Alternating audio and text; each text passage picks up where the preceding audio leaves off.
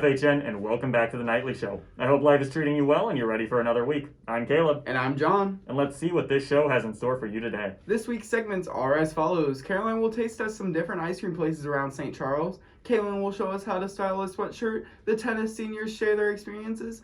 And Gabe reviews more movies this week. But first, we have Jenna with the weather. Hello everyone, I'm Jenna and this is the weekly weather. This week, our temperatures in the day will be in the upper 80s and low 60s. In the evenings this week, we'll have temperatures in the low 60s and 50s. We're looking at partly cloudy skies all week with a chance of rain on Wednesday. This week, our pollen count is once again for the third week in a row, moderately high, with true pollen being the most discomforting. I hope you all enjoy your week, and I'll see you again soon. Thanks, Jenna. Hopefully the weather will be nice out for this varsity girls soccer game today at 3 o'clock. If you can't come out to watch in person, you can always tune into the live stream at FHNtoday.com/live. And looking to enjoy some ice cream with some of the warmer weather? Caroline's got just the thing for you as she goes around St. Charles trying out different ice cream shops.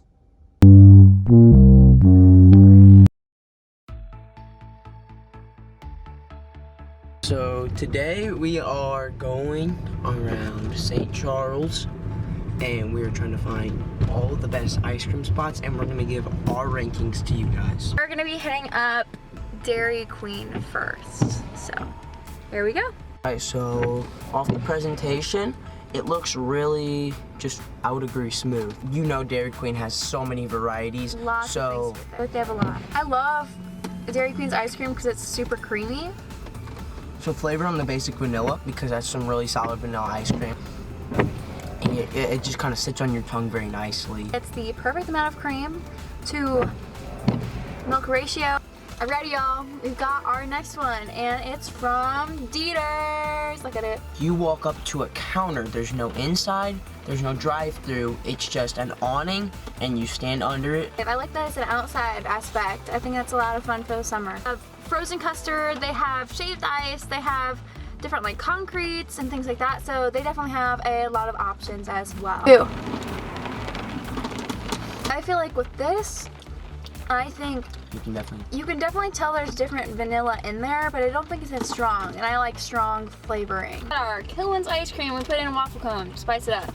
I would definitely give it a 5 on presentation, and it would probably still look nice even if it wasn't in a waffle cone. It's a walk-in place. It's one of your old-fashioned ice cream parlors where they have a bunch of the tubs. You can see what you're picking out. I don't think there's much of a variety with cold treats like this as the other places we have been. For taste, it just tastes like your standard vanilla ice cream. I don't think it's anything special.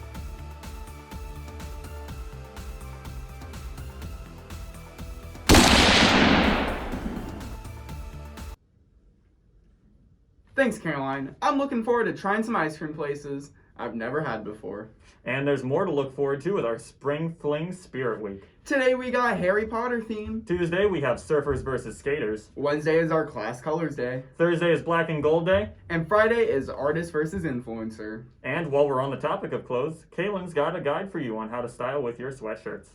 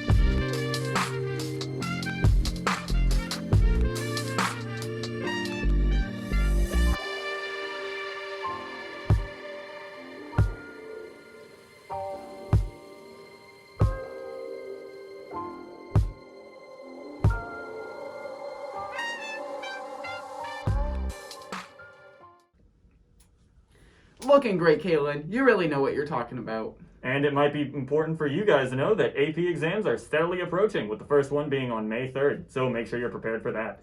And with the year coming to an end, 2 senior tennis players, Ryan Amir and Cole Sherman, share their experiences about their season this year in a video made by Nadia Abusoud. Hi, my name is Cole Sherman. I'm a senior and I'm the #1 player on the FHN tennis team.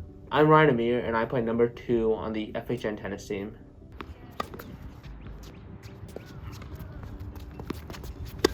Ideally, the 1 and 2 play together, and then we've obviously had previous experience playing doubles our freshman year together. It's just basically like, so since Cole's number 1, he'll play the #1 player. Since I'm number 2, I'll play the number 2 player.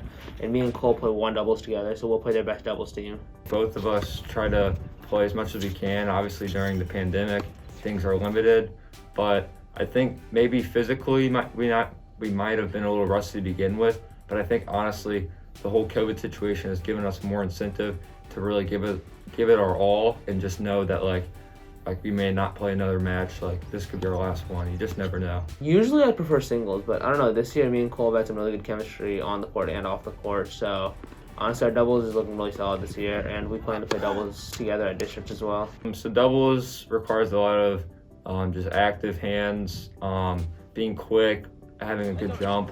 Obviously athleticism helps, but it's like a lot of people underestimate how tennis, especially doubles, is very like quick on your feet and just kind of making instinct moves. Usually we'll just talk, some hand signals sometimes and everything, but usually we're just, on the same wavelength. Okay, so like this means, so let's say I'm serving, and so if Cole does this, then that means poach, as in he's gonna come to the center a little bit. If he does this, that means hold, and then he'll go like this, he wants me to serve out wide, and then this, if he wants me to serve down the middle. We've been friends since freshman year, and we're able to just communicate and just kind of read each other, pick each other up when we're down, and just be able to communicate and know that one of us might be playing bad, but the other is going to do everything they can to pick each other up. Thanks, guys. I'm just happy you still got to play despite how different this year has been. But we're still making things work. Come celebrate Main Street in Bloom on Saturday, May 1st and Sunday, May 2nd at Berthold Square Park. Or if you'd rather just stay at home, maybe Gabe can help you find something to watch as he reviews a few movies in our next segment. What's up, Francis Howell North, and welcome back to Weekly Movie Review. In this week's episode, I'm going to be giving you guys some movie recommendations and also breaking down some of my recently watched films to hopefully give you guys some nice movies to watch with your guys' family and friends. First up on today's shopping block, we've got Trial of the Chicago 7. Now, this movie is based on true events and follows the political activists that were being brought to court for trying to hold their government accountable, whether it be for the Vietnam War or the racial injustice that was occurring in the 1960s. It features some familiar faces such as Sacha Baron Cohen from movies like the Borat franchise, and also Eddie Redmayne from movies like The Theory of Everything, as well as The Danish Girl. The movie is very dialogue heavy, but the cinematography and editing is quite nice, and I think that keeps you really captivated. For me, this is a 4 stars. Next up, we have the movie Under the Silver Lake. Now, Under the Silver Lake is a very cerebral film. It's very surreal. It's not really for everyone. The movie is definitely a slow burn. It features Andrew Garfield from movies like The Social Network and the Amazing Spider-Man series made by Sony Pictures. It follows a young man who is living in LA, and he is trying to solve the disappearance of a young girl that he has a crush on. And in doing so, he ends up uncovering this whole conspiracy set up by the wealthy elites that live in LA. I think it's a must watch. However, I understand why this movie isn't for everyone. So I'm gonna give this a 4.5 stars, but I think if you guys give it a chance, it's a very immersive film. Last up on today's list, we have Palm Springs. Palm Springs features the faces of Andy Samberg, and it kind of plays on the classic movie Groundhog Day featuring Bill Murray. Basically its own take on that film. This movie is much more digestible than the other films on this list, but it's pretty good. I'm not usually a fan of these types of movies. It's definitely not as artistic or artistically driven as the other films, but it's quite nice. It's a very easy movie to watch. It's for sure a comedy, and it follows Andy Samberg as he gets caught in a time loop and starts reliving the same day over and over and over again. Specifically, he is stuck at a wedding that he is spending the night at. And yeah, I think it's a nice, easy film to watch. I'm going to give it a 3.5 stars, but I think a lot of people who give this a shot will probably rank it higher. All right, guys, that wraps up weekly movie review for this week, and I will see you next time. Thanks, Gabe. I might have to watch some of those. And speaking of movies, hopefully you guys watched the Oscars on April 25th. There were a lot of different nominations, and if you want to know the winners, click on the link down below.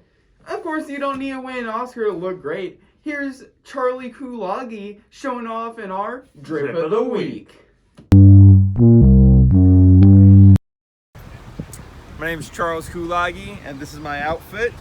The 2 rings were given to me by a friend of mine. They are not real diamonds or real gold, but they're pretty cool. They were probably 50 bucks each. They're pretty intricate. This jacket is from like the 90s. It was about $500 brand new. The boots, about $300 new. Jeans, these are from Kohl's, probably like 20 bucks. Not that expensive. And then this I got at a Goodwill, but it is an Orange County Chopper shirt. And this is a military issue beanie. 20 bucks, PX. Looking great, Charlie. And you know what else looks great? This cute animal in this week's Pet of the Week.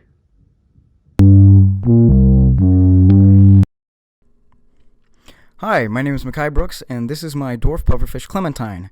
I've had her since pretty much when she was born. She's about 1.5 years old, and since she's a pufferfish, she only eats like actual raw meat type foods. She can't eat any kind of fish food. And then also, since she is a pufferfish, I actually have only seen her puff up once, but it's actually really unhealthy for pufferfish to puff up, so that means I'm doing a pretty good job of taking care of her. She's by far probably one of the best pets I possibly could have asked for. And that little friend brings our show to an end. If you want to keep up with more news and updates, make sure you follow our socials at FHNtoday. Have a good week and stay safe, FHN.